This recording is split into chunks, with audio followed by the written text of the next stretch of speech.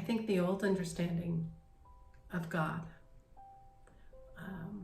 was that God wanted you to be who you're not, wanted you to change into something that was acceptable because you were not acceptable. And so why wouldn't people want to push that God away if that's what you're thinking? I have to give up being me in order to have a relationship with God? But in my experience and what I'm living is the exact opposite is true. This came to me one day, it was God whispering in my heart, but let go of everything that you're not so that you can begin to be who you truly are. And this relationship with God, because you say, well, who am I really? You know, I'm this walking wounded person that survived this world to this point, and I have my opinions and my ideas, and you know, doing the best I can. But what this journey and this relationship with God has shown me is that I'm so much more than what has happened to me.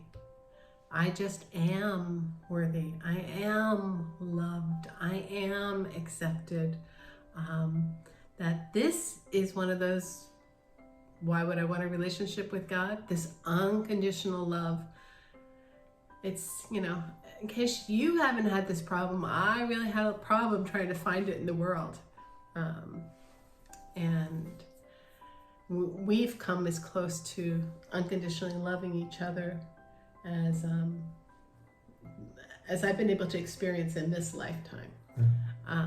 But that has been a journey. But the beautiful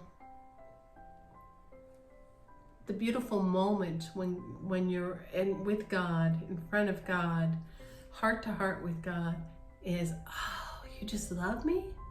You just accept me? You think I have a beautiful soul? You think I actually could do good in this world? Because for me, that was important, to make a difference, to do something, to help. I saw way too much suffering. And while I couldn't end my own suffering, I wanted to help end other people's suffering. But I found I could end my own suffering with God, because the lie was illuminated. The lie that was living inside me, put there in my mind, put there by my reaction to just living in this world. And the lie was that you're not good enough, that you're not worthy.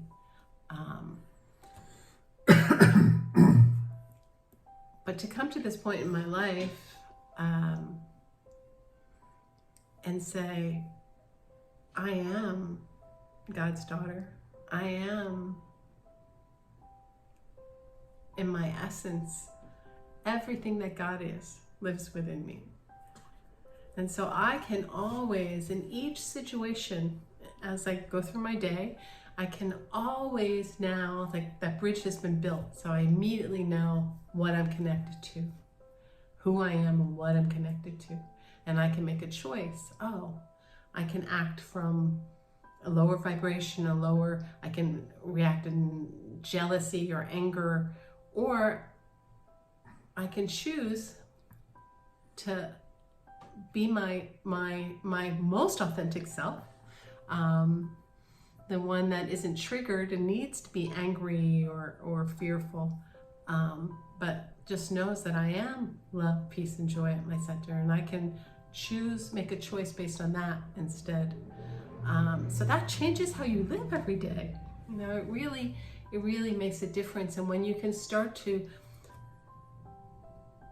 see yourself as lovable and worthy, because God sees you that way.